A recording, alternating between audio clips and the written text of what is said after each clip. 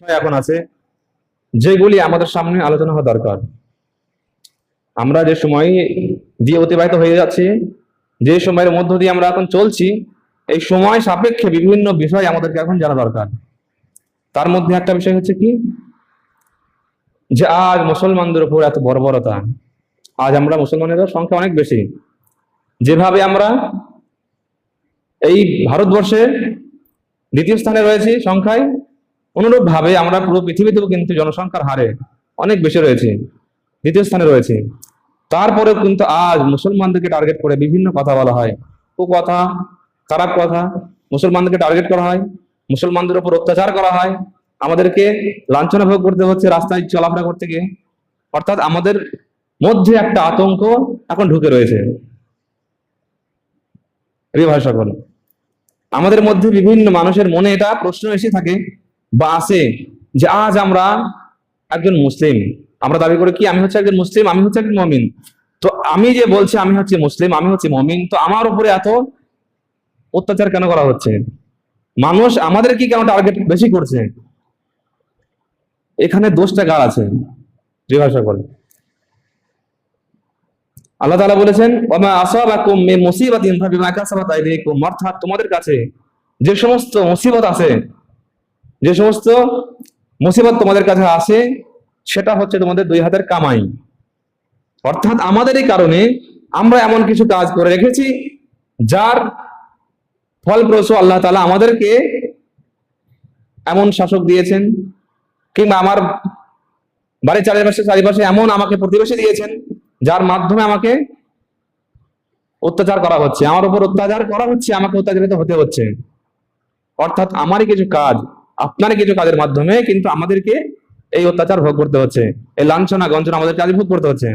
প্রিয় ভাই সকল, রাসূল সাল্লাল্লাহু বলেছেন ইউশিকুল উমাম আন তাদা আলাইকুম কামা তাদা আল আকলাতু ইলা কিসাতিহা, কে অচিরেই কিছু গোষ্ঠী হবে, কিছু মানুষ হবে যারা তোমাদের উপর চেপে বসবে, তোমাদের উপর ঝাঁপিয়ে পড়বে।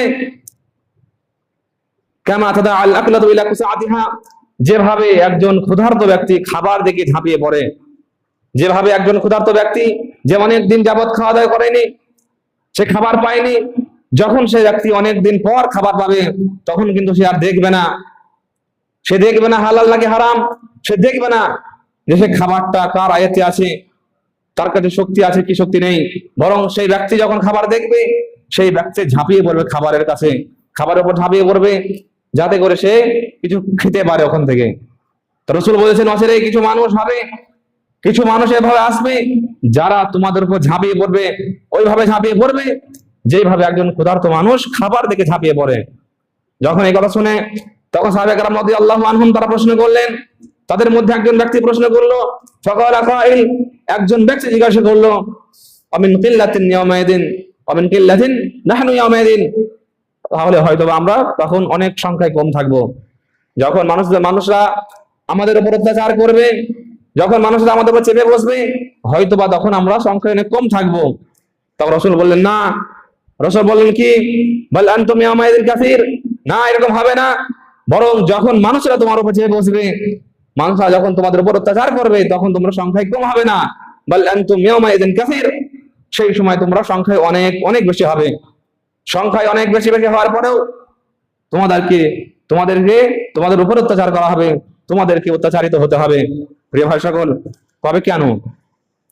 রাসূল বলেছেন ওয়ালাকিন্নাকুম গুসাউন কাগুসাইস সাইল, তখনকার মুসলমানরা কেমন হবে?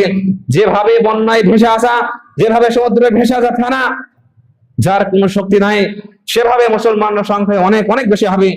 তবে তাদের ইমান তাদের দুর্বল থাকবে, তাদের ইমান দৃঢ় হবে না, মজবুত থাকবে না।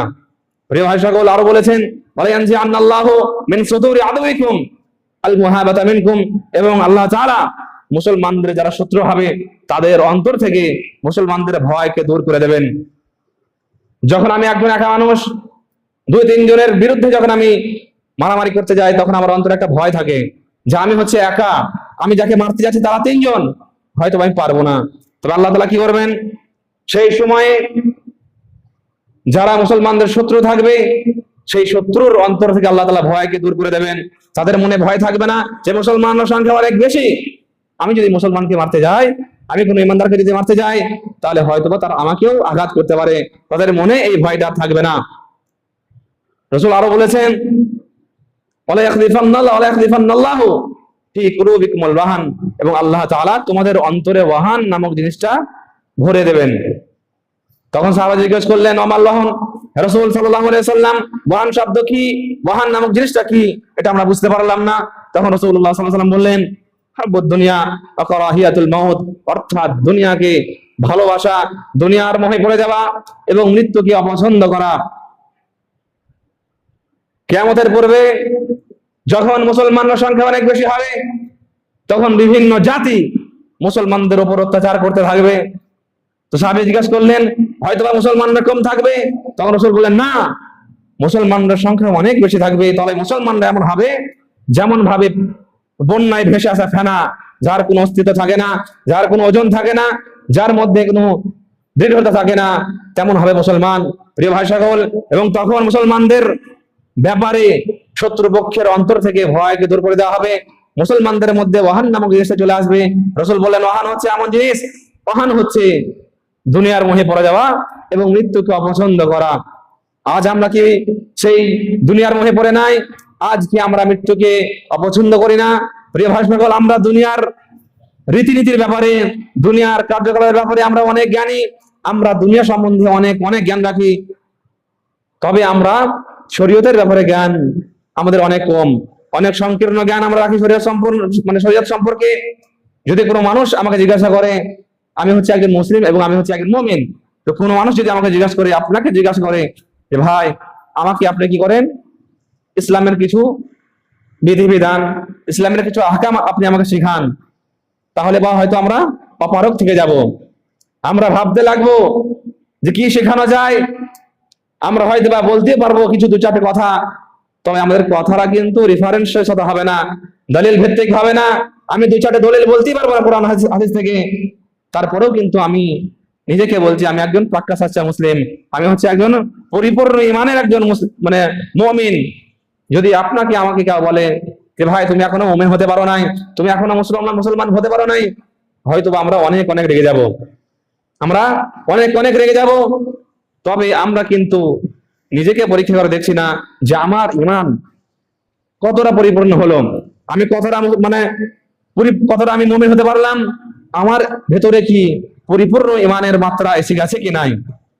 প্রিয় ভাই সকল, যারই কারণে আজ আমরা নামে মুসলমান, এই নামে মুসলমানের কারণেই, এই সমস্ত কৃতকর্মের কারণেই আজ আমাদেরকে অত্যাচারিত হতে হচ্ছে। আমরা সবাই নিজেকে দাবি করে থাকি আমি একজন মুসলিম মুমিন, তবে আমার মাধ্যমে আপনার মাধ্যমে পৃথিবীর এমন কোনো গুনাহ নাই যে হয় না। যারা আমরা বলে থাকি আমি হচ্ছে মুসলিম, আমি হচ্ছে মুমিন, তাদের মাধ্যমে পৃথিবীর এমন কোনো গুনাহ নেই যে সেটা হয় না। আমরা মনে করি কি আমি হচ্ছে একজন মুসলিম, আমি হচ্ছে একজন মুমিন কখন, যখন আমি আল্লাহর দেয়া বিধিবিধানকে, আল্লাহর দেয়া রীতিনীতিকে আমি পুঙ্খানুপুঙ্খরূপে মানতে পারবো, তখনই আমি একজন পরিপূর্ণ মুসলিম এবং মুমিন হতে পারবো।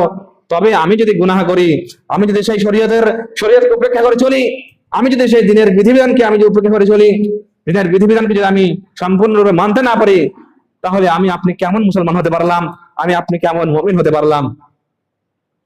প্রিয় ভাই সকল, বিভিন্ন কারণ রয়েছে যার কারণে আমাদের উপরে আজ অত্যাচারিত শাসক দেওয়া হয়েছে। আমাদেরকে যারাই দেখছে তারাই হেয় মনে করে আমাদেরকে। প্রিয় ভাই সকল, প্রথমত যদি কারণ ধরা যায়, সে কারণটা কি হবে, যে আমরা সকলেই নিজের উদ্দেশ্যকে ভুলে গেছি। আমরা যে কোনো একটা কাজ করতে গেলে কি করি, সর্বপ্রথম আমরা নিজের উদ্দেশ্যটাকে স্থির করি। কাজ করার আগেই আমরা উদ্দেশ্য ভেবে নিই যে এই কাজটা করার পরে আমি এটা পাবো। পৃথিবীর যে কোনো কাজ আমরা করলে আগেই ভেবে নিই যে এই কাজটা করার পরে এটা আমি ফায়দা পাবো, এটা আমি বেনিফিট পাবো ওখান থেকে। আল্লাহ তাআলা আমাদেরকে দুনিয়াতে পাঠিয়েছেন, একটা কাজ দিয়েছেন আমাদেরকে, শুধুমাত্র আমাদেরকে ওটাই করতে হবে, ওই কাজটার উপর আমাদেরকে ধ্যান দিতে হয় বেশি। সেটা কি? আল্লাহ বলেছেন আমা খালাকতুল জিন্না ওয়াল ইনস ইল্লা লিয়াবুদুন। আল্লাহ বলেছেন আমি জিন জাতিকে এবং মানব সম্প্রদায়কে সৃষ্টি করেছে শুধুমাত্র আমার ইবাদতের জন্য। অর্থাৎ আমাদের ইবাদত, আমাদের সৃষ্টির উদ্দেশ্যই হচ্ছে ইবাদত করা, আর আমরা সেই উদ্দেশ্য থেকে পিছিয়ে, যেই উদ্দেশ্য নিয়ে আল্লাহ তাআলা আমাদেরকে পাঠিয়েছেন দুনিয়াতে, সেই উদ্দেশ্য থেকেই আমরা কিন্তু এখন গাফিল। সেই উদ্দেশ্যই কিন্তু আমরা এখন পরিপূর্ণ করতে পারিনি, যে আমরা সমস্ত সময় ইবাদতের মধ্য দিয়ে আমরা অতিবাহিত করব। আমরা কি করি? নিজেকে জ্ঞানী ভাবি। আমরা হচ্ছি জ্ঞানী। কখন জ্ঞানী? যখন কোনো মশলা চলে আসবে দুনিয়ার ব্যাপারে, তখন খুব জ্ঞানী। তবে যখন শরীয়তের কোনো মাসাইল চলে এলো, শরীয়তের কোনো জিনিস চলে আসবে, তখন কিন্তু আমাদের চাকা চলে না। প্রিয় ভাই সকল, আমাদেরকে বুঝতে হবে এই দুনিয়াতে আমরা এসেছি শুধুমাত্র ইবাদত করার জন্য। তবে শুধুমাত্র যদি আমি ইবাদত করি, আমি খাবো কি? অনেকে বলে থাকে যদি একটা মানুষ সব সময় যদি ইবাদতের মধ্যে মগ্ন থাকে, তাহলে সে কি আর অন্য কোনো কাজ করবে না? প্রিয় ভাই সকল, আল্লাহ কি বলেছেন? ফাইদা কুদিয়াতিস সালাহ ফান্তাশিরু ফিল আরদ। যখন তোমরা নামাজ কায়েম করে নেবে, নামাজ আদায় করে নেবে, নামাজ কায়েম করার পরেই তোমরা কি করবে? জমিনে ছড়িয়ে ছিটিয়ে যাবে, পৃথিবীতে ছড়িয়ে ছিটিয়ে যাবে উপার্জন করার জন্য। অর্থাৎ ইবাদতের সময় আমাদেরকে ইবাদত করতে হবে। যে মূল টার্গেট নিয়ে এসেছি দুনিয়াতে আমরা, এই উদ্দেশ্য নিয়ে আমাদেরকে পাঠানো হয়েছে, সেই উদ্দেশ্যটাকে প্রথম স্টেপে রাখতে হবে। সেটা প্রথমে রাখতে হবে যে আমি পৃথিবীতে যাই করি না কেন, পৃথিবীতে যতই আমি ব্যস্ত থাকি না কেন, যতই ব্যস্ততার মধ্যে আমি মগ্ন থাকি না কেন, আমাকে সর্বপ্রথম আমার উদ্দেশ্যটাকে খেয়াল করতে হবে। সেই উদ্দেশ্য স্মরণ করে আমাকে ইবাদতটাকে প্রথম করতে হবে। তবে আমরা ইবাদত করি না। যদি আমাদের সামনে দুটো কাজ চলে আসে, দুটো কাজ কি? একটা হচ্ছে নামাজের সময় এবং একটা হচ্ছে দুনিয়ার কোনো কাজ। আমরা কি মনে করিনি? আমরা মনে করি এটাই যে কাজটা করে নি, তারপর নামাজটা পড়ে নেব। অর্থাৎ আমি দিনের সামনে দুনিয়াকে বেশি প্রাধান্য দিলাম, দিনের রীতিনীতির সামনে, দিনের বিধিবিধানের সামনে আমি দুনিয়ার কাজকে, দুনিয়ার সামান্য মূল্য পাওয়ার জন্য, সামান্য মাত্র বেনিফিট পাওয়ার জন্য আমি দিনের কাজটাকে একটু পরে করব, দুনিয়ার কাজ থেকে আমি একটু আগে করি। এটা আমাদের মধ্যে ভাবনা চলে আসে। প্রিয় ভাই সকল, এই দিন যেটা আমরা এখন খুবই সহজে পেয়ে গেছি। তবে রাসূলুল্লাহ সাল্লাল্লাহু আলাইহি ওয়াসাল্লাম যখন মানুষের কাছে দাওয়াত দিয়েছিলেন, তখন বিভিন্ন মানুষ রাসূলকে বিভিন্ন কথা শুনিয়েছিলেন। আজ আমরা সেই কথাও শুনি না, আজ আমরা সেভাবে কোনো অত্যাচারও হয় না। যত অত্যাচার তাদের উপর করা হয়েছিল, তারপরেও কিন্তু এরকম ভাবে সহজ ভাবে পাওয়ার পরেও কিন্তু আমরা এই দিন থেকে গাফিল, এই ইবাদত থেকে গাফিল। প্রিয় ভাই সকল, আমাদেরকে জানতে হবে রাসূলুল্লাহ সাল্লাল্লাহু আলাইহি ওয়াসাল্লাম বলেছেন, ইত্তাকিল্লাহ হাইসুমা কুনত। তুমি যেখানেই থাকো না কেন আল্লাহ তাআলাকে ভয় করো। অর্থাৎ যখন আপনার মধ্যে, আমার মধ্যে আল্লাহ বিরুদ্ধে আসবে না, আমাদের মধ্যে যখন তাকওয়া আসবে না, ততক্ষণ পর্যন্ত আমরা ইবাদতে মগ্ন হতেই পারবো না। যদি আমার মধ্যে আল্লাহর ভয় না থাকে, তাহলে আমি ইবাদতে অত মন দিতে পারবো না।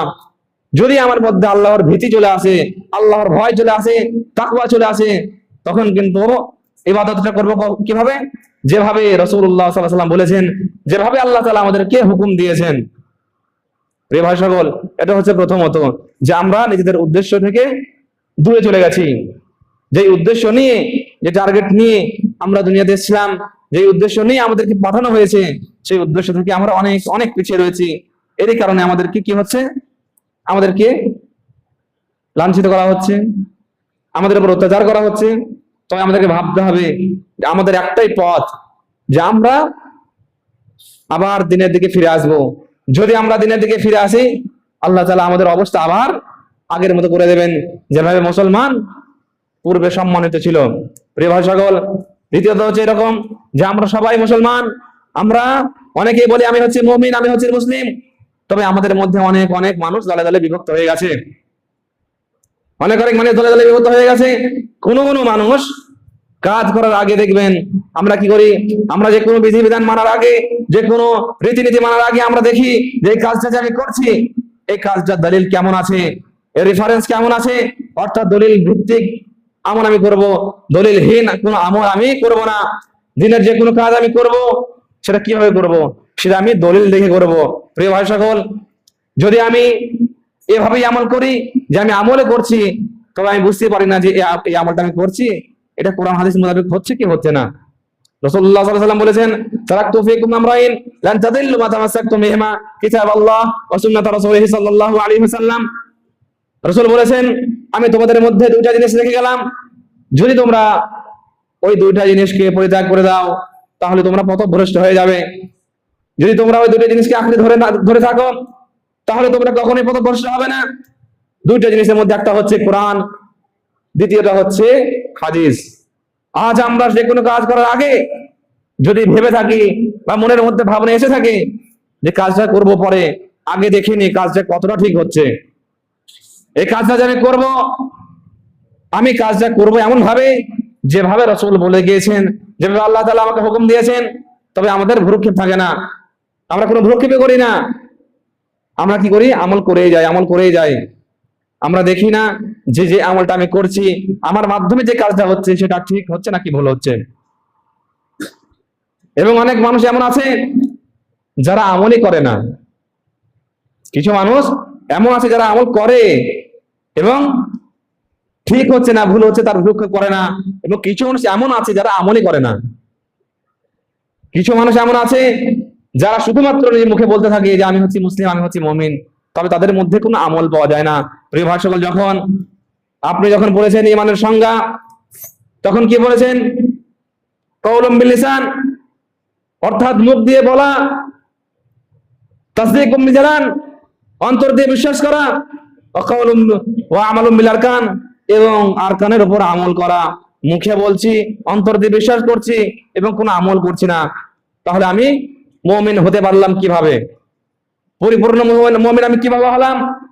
শুধুমাত্র মুখে বলে নিলাম, শুধুমাত্র অন্তর দিয়ে বিশ্বাস করে নিলাম এবং কোনো আমল আমার দ্বারা হলো না, কোনো আমল আমি করলাম না, এবং আমি বলতে চাচ্ছি কি আমি হচ্ছে একজন পাক্কা সাচ্চা মুসলিম, আমি হচ্ছে একজন পাক্কা সাচ্চা মুমিন, এবং আমার খাতায় কোনো আমলই নেই। আমাদেরকে হতে হবে এমন মুমিন, এমন মুসলিম যাকে দেখে মনে হবে, যে ব্যক্তি যখন কথা বলবে মনে হবে ওর কথার মাধ্যমে কোরআনের কোনো আয়াত ফুটে উঠছে, যখন কোনো কাজ করবে যেন অন্যান্য মানুষ দেখে বোঝে যে এই মানুষটার কথার মাধ্যমে, কাজের মাধ্যমে কোরআনের কোনো আয়াত হাদিস এবং রাসূলুল্লাহ সাল্লাল্লাহু আলাইহি ওয়াসাল্লামের কোনো হাদিস আমি বুঝতে পারছি যে হ্যাঁ, এই ব্যক্তি যেভাবে কাজ করছে, যেভাবে কথা বলছে, যেভাবে চলছে, এটা একদম ওইভাবে হচ্ছে যেভাবে আল্লাহ তাআলা হুকুম দিয়েছেন, এটা অনুরূপ ওইভাবে হচ্ছে যেভাবে রাসূলুল্লাহ সাল্লাল্লাহু আলাইহি ওয়াসাল্লাম আমাদেরকে যে পথ দেখিয়ে গেছেন। তবে আজ আমাদের কাজ, আমাদের কথা বলার ধরন, আমাদের চলন এমন হয়ে গেছে যে অমুসলিমদের মতো আমাদের হয়ে গেছে। অমুসলিমদের মতো তাদের রীতিনীতিকে ফলো করা, তাদের মতো তাদের কৃষ্টি কালচারকে ফলো করা, এগুলো একজন মুসলমানের এখন কি হয়ে গেছে? একটা কাজ হয়ে গেছে। অর্থাৎ আমরা মনে করি আমি যদি স্ট্যান্ডার্ড হতে চাই, আমি যদি একজন ভালো মানুষ হতে চাই মানুষের চোখের সামনে, তাহলে আমাকে কি করতে হবে? যেভাবে অমুসলিমরা করে, যেভাবে ইহুদ নাসারারা করে, সেইভাবে আমাকে চলতে হবে, খেতে হবে, পড়তে হবে, তাহলেই মানুষ আমাকে বলবে না এই মানুষটা হচ্ছে স্ট্যান্ডার্ড মানুষ একজন। তবে আমরা হচ্ছে কেমন মানুষ? আমরা হবো সেরকম মানুষ যে রাস্তা, যে পথ, যে কথা, যে কাজের হুকুম রাসূলুল্লাহ সাল্লাল্লাহু আলাইহি ওয়াসাল্লাম আমাদেরকে দিয়েছেন, আল্লাহ যে হুকুম আমাদেরকে দিয়েছেন, সেইভাবে মানতে হবে, সেইভাবে মেনে চলতে হবে, সেইভাবেই কথা বলতে হবে, সেইভাবে খেতে হবে। এবং খেতে বলা হবে না, আল্লাহ তাআলা আমাদেরকে রাসূলুল্লাহ সাল্লাল্লাহু আলাইহি ওয়াসাল্লামের মাধ্যমে যে সমস্ত হুকুম দিয়েছেন, অথবা ইসলাম হচ্ছে এমন একটা ধর্ম যে ধর্মের মধ্যে একটা মানুষ কিভাবে পায়খানা পেশাব করবে তারও হুকুম কিন্তু আমাদেরকে দিয়ে গেছেন রাসূলুল্লাহ সাল্লাল্লাহু আলাইহি ওয়াসাল্লাম। একজন মানুষ ছোট ছোট কাজ, পায়খানা পেশাব করার মতো, রাস্তা থেকে যেগুলো আবর্জনা সেগুলি দূরে করার রাস্তা থেকে সরানোর মতো কাজ, এগুলো আমাদেরকে বলে গেছেন রাসূলুল্লাহ সাল্লাল্লাহু আলাইহি ওয়াসাল্লাম যে এটা হচ্ছে একটা সাদাকা। রাস্তা থেকে কোনো কষ্টদায়ক বস্তু সরিয়ে দেওয়া, আবর্জনা সরিয়ে দেওয়া, এটা হচ্ছে একটা সাদাকা। অর্থাৎ আমাদেরকে ছোট ছোট কাজ পর্যন্ত বলে গিয়েছেন আল্লাহ রাসূল যে তোমরা এই সমস্ত কাজ করো। আর আজ আমরা কাজটা করছি, তো কাজটা ঠিক হচ্ছে না ভুল হচ্ছে আমরা এটা যাচাই বাছাই করি না। এবং আমাদের মধ্যে কিছু মানুষ যারা আমলই করি না, শুধুমাত্র আমরা নামে মুসলমান থেকে গেছে। প্রিয় ভাই সকল,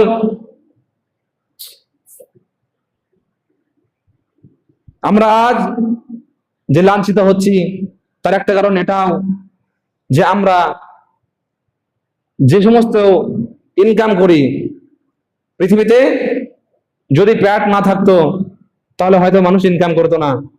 অর্থাৎ এই প্যাটের কারণে মানুষ জীবিকা উপার্জন করার জন্য চেষ্টা করতে থাকে, এবং এরই মাধ্যমে হয়তোবা অনেক মানুষ সফলতা অর্জন করবে, না হলে অনেক মানুষ কি করবে, জাহান্নামে প্রবেশ করে যাবে।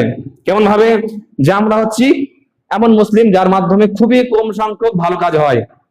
আপনি যদি ভেবে দেখেন যে আপনি পুরো 24 ঘন্টার মধ্যে কত ঘন্টা ভালো কাজ করছেন, কয়টা ভালো কাজ করলেন, হয়তো ভাই আপনি ভাববেন, হয়তো আমি ভাববো যে আজ এই পুরো দিনে 24 ঘন্টার মধ্যে আমার মাধ্যমে ভালো কাজ খুবই কম হয়েছে, আমার মাধ্যমে খারাপ কাজ খুব বেশি হয়েছে। আমরা যদি ভাবি তাও আমরা দেখতে পাবো, অর্থাৎ আমাদের মাধ্যমে ভালো কাজ খুব কম হয়, আমাদের মাধ্যমে খারাপ কাজের সংখ্যাটাই বেশি হয়। তবে আমাদেরকে কি করতে হবে? প্রথমত দেখতে হবে যে আমাদের ভালো কাজের মাত্রা, নেকির মাত্রা বেশি বেশি করতে হবে। রাসূলুল্লাহ সাল্লাল্লাহু আলাইহি ওয়াসাল্লাম বলেছেন, ওয়াতবি'উস সাইয়্যাতিল হাসানাতা তামহুহা, তোমরা গুনাহের পরে পরেই নেকি করতে থাকো, যাতে করে নেকি এবং গুনাহ বরাবর হয়ে যায়। যখন কোনো একজন ব্যক্তি একটা গুনাহ করলো, একটা খারাপ কাজ করলো, ওই খারাপ কাজের জন্য একটা গুনাহ তার অ্যাকাউন্টে ঢুকে গেল, রাসূলুল্লাহ সাল্লাল্লাহু আলাইহি ওয়াসাল্লাম বললেন, ওই খারাপ কাজের পরে পরেই তুমি কি করো, একটা ভালো কাজ করো, যাতে করে তোমার খারাপ কাজের যে গুনাহ, ভালো কাজের যে নেকি বরাবর যেন হয়ে যায়। তবে আজ আমরা কি করি? ভালো কাজ তো খুবই কম করি, তারপরেও যে সমস্ত সৎকর্ম আমি করছি সেই সৎকর্মগুলো বাতিল হয়ে যাচ্ছে কিনা, যে ভালো কাজগুলো আমি করছি সেইগুলো ঠিক আছে কি নাই, অ্যাকাউন্টে জমা আছে নাকি অ্যাকাউন্ট থেকে চলে গেছে, সেটা আমরা দেখছি না। রাসূলুল্লাহ সাল্লাল্লাহু আলাইহি ওয়াসাল্লাম বলেছেন, ইয়াতি আলা নাস জামান লা ইবালিল মারউ আমিনাল হালাল আম মিনাল হারাম, মানুষের কাছে এমন একটা সময় আসবে, এমন একটা যুগ আসবে যখন মানুষ হালাল না হারাম উপার্জন করছে তার ভ্রুক্ষেপ করবে না, উপার্জনের ক্ষেত্রে দেখবে না যে আমার মাধ্যমে এই উপার্জন হচ্ছে, যে টাকা পয়সা আমি যে জিনিস উপার্জন করছি সেটা হালাল পন্থায় উপার্জন করলাম নাকি হারাম পন্থায়। অর্থাৎ আমরা শুধুমাত্র উপার্জনটাকে প্রাধান্য দেবো, যে আমরা কি করবো, উপার্জন করব, কিন্তু কি রাস্তায় করব, কোন রাস্তা অবলম্বন করে আমরা উপার্জন করব, সেই ভ্রুক্ষেপ মানুষ করবে না। কখন? যখন কিয়ামতের পূর্বে রাসূলুল্লাহ সাল্লাল্লাহু আলাইহি ওয়াসাল্লাম বলেছেন, মানুষের কাছে এমন একটা সময় আসবে যখন মানুষ উপার্জনের ক্ষেত্রে ভ্রুক্ষেপ করবে না, যে সে কোন রাস্তায় উপার্জন করছে, হালাল রাস্তায়, হালাল পন্থায় নাকি হারাম পন্থায়। এই ভাই যখন রাসূলুল্লাহ সাল্লাল্লাহু আলাইহি ওয়াসাল্লামের কাছে একজন ব্যক্তি এলেন এবং জিজ্ঞাসা করলেন, আরাইতা ইদা আহলালতু আরাইতা ইদা সাল্লাইতুল মাকতুবা, নবী সাল্লাল্লাহু আলাইহি ওয়াসাল্লাম আপনার মতামত কি, যদি আমি 5 ওয়াক্তের নামাজ পড়ি, ওয়া আহলালতুল হালাল, হালাল জিনিসগুলোকে হালাল বলে মেনে চলি, ওয়া হারামতুল হারাম, এবং হারাম জিনিসগুলোকে যদি আমি হারাম বলে মেনে চলি, আদখুলুল জান্নাহ, তাহলে কি আমি জান্নাতে প্রবেশ করতে পারবো? তখন রাসূলুল্লাহ সাল্লাল্লাহু আলাইহি ওয়াসাল্লাম বললেন, নাম, হ্যাঁ পারবে। অর্থাৎ আমরা যে সমস্ত মানুষ যাদের মাধ্যমে, আমাদের মাধ্যমে খুবই কম সংখ্যক সৎকর্ম হয়, আমাদের মাধ্যমে ভালো কাজ হয় কি, যে আমরা নামাজটা পড়লাম, নামাজটা বাদ দিয়ে আমরা খুবই কম ভালো কাজ করি, খুবই কম কম মানে সৎ কাজ আমাদের মাধ্যমে হয়। তো যে আমরা নামাজটা যে পড়ছি, নামাজটা ঠিক হচ্ছে নাকি ভুল হচ্ছে, আর নামাজ পড়ার নেকিগুলো আমাদের অ্যাকাউন্টে আছে নাকি পালিয়ে গেল, আমরা কিভাবে দেখবো? যখন আমার মাধ্যমে মানে অসৎ পথে উপার্জন আসতে থাকবে আমার কাছে, বা আমার উপার্জনের পয়সা হারাম পন্থার মাধ্যমে আসতে থাকবে, তখন বুঝতে হবে আমার যে সমস্ত নেকি নামাজ পড়ার মাধ্যমে আমি অর্জন করেছি, হয়তোবা সেই নেকিগুলো খাতার মধ্যে আছে, সেই নেকিগুলো হয়তোবা আমার খাতা থেকে বেরিয়ে চলে গেছে। অর্থাৎ আমরা যে সমস্ত সৎকর্ম করেছি, যদি চাই যে সেইগুলো আমার অ্যাকাউন্টে থেকেই যাক, যদি চাই যে আমরা এই গুটি কয়েক আমলের মাধ্যমে আমরা আল্লাহর দেওয়া জান্নাতে প্রবেশ করব, তাহলে আমাদের কি করতে হবে? সর্বপ্রথম হালাল এবং হারামের পার্থক্য করতে হবে, যাতে করে আমরা দুনিয়াতেও সফল হতে পারি, আখিরাতেও সফল হতে পারি, এবং আমাদের উদ্দেশ্যটাকে যেন আমরা পূরণ করতে পারি। কি উদ্দেশ্য? যে আমরা শুধুমাত্র আল্লাহর ইবাদত করব, এবং ইবাদত করার ক্ষেত্রে এই জীবন যাপন মানে দুনিয়াতে থাকার ক্ষেত্রে যেটুকু মানে অর্থের দরকার, যেটুকু খাদ্য পানীয়ের দরকার, শুধুমাত্র সেটুকু নেই আমি সন্তুষ্ট থাকবো। এটা নয় যে আজ আমি উপার্জন করছি, আমি ভাবছি কি, আপনি ভাবেন কি, যে আমরা যে সমস্ত উপার্জন করছি সমস্ত জিনিসটা আমরা খেয়ে নেই না। একজন মানুষ তার জীবনে যতটা উপার্জন করে সে সবটা কিন্তু সে খায় না, বরং 3 ভাগের মধ্যে 2.5 ভাগ সে রেখেই দেয় তার ছেলের জন্য, তার মেয়ের জন্য, তার স্ত্রীর জন্য। বরং সে ভোগ করে খুবই কম, কিন্তু সে ওই ভোগ করার মাধ্যমেই সে কি করে, অনেক অনেক গুনাহ কামিয়ে নেয়। অর্থাৎ একজন সৎ মুমিন, একজন বুদ্ধিমানের মুমিন এ হবে যে নিজেকে দেখবে। আমরা জানি কিয়ামতের দিন যখন ছেলে বাপের থেকে পালিয়ে যাবে, বাপ ছেলে থেকে পালিয়ে যাবে, এটা ভয় করবে যে হয়তো আল্লাহ, হয়তো কি হবে, আমার বাপ আমার থেকে একটা নেকি চেয়ে নেবে, আমার মা আমার থেকে একটা নেকি চেয়ে নেবে।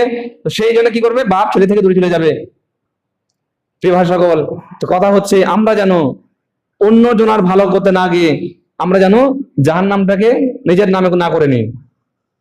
আমরা কি করব, উপার্জন করব, ইবাদত করব, দুনিয়াতে চলাফেরা করব, তবে আমাদেরকে এমন হতে হবে যে সেই সমস্ত উপার্জনের মাধ্যমে, চলাফেরার মাধ্যমে, কথাবার্তার মাধ্যমে যেন আমাদের গুনাহ না হয়ে যায়, ওই কথার কারণে যেন আমাদেরকে জাহান্নামে যেতে না হয়। আল্লাহ তাআলা আমাদের সকলকে সঠিক বুঝ দান করুন এবং দুনিয়াতে যেন আমরা সৎ পথ অবলম্বন করে চলতে পারি, সৎ পথ ইখতিয়ার করে যেন আমরা উপার্জন করতে পারি এবং দিনের রীতিনীতিকে ফলো করে যেন আমরা নিজের জীবনকে অতিবাহিত করতে পারি। আল্লাহ তাআলা সেই তৌফিক আমাদের সকলকে দান করুন, আমিন। বারাকাল্লাহু লানা ওয়া লাকুম ফিল কুরআনিল আযীম ওয়া নফা'না ওয়া ইয়্যাকুম বিল যিকরিল হাকীম ইন্নাহু তাআলা জাওয়াদুন কারীম আনকুম বাররুল রাউফুর রহিম।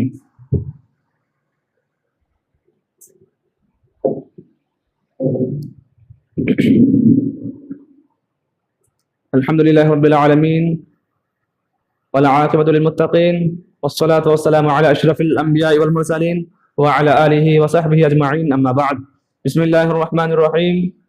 قال النبي صلى الله عليه وسلم تركت فيكم أمرين لن تضلوا ما تمسكتم بهما كتاب الله وسنة رسوله صلى الله عليه وسلم। রাসূলুল্লাহ সাল্লাল্লাহু আলাইহি ওয়াসাল্লাম বলেছেন যে আমি তোমাদের মধ্যে 2টা জিনিস রেখে গেলাম, যদি 2টা জিনিস তোমরা আঁকড়ে ধরতে পারো তাহলে তোমরা কখনোই বিপদগামী হবে না, কখনোই তোমরা পথভ্রষ্ট হবে না। অর্থাৎ একজন ব্যক্তি পথভ্রষ্ট হওয়ার কারণ এটাই যে সেই ব্যক্তি কোরআনকে মানে নাই, সেই ব্যক্তি হাদিসকে মানে নাই, হাদিস এবং কোরআনকে দূরে রেখে সেই ব্যক্তি আমল করছে, এটাই হচ্ছে তার পথভ্রষ্টের একটা কারণ।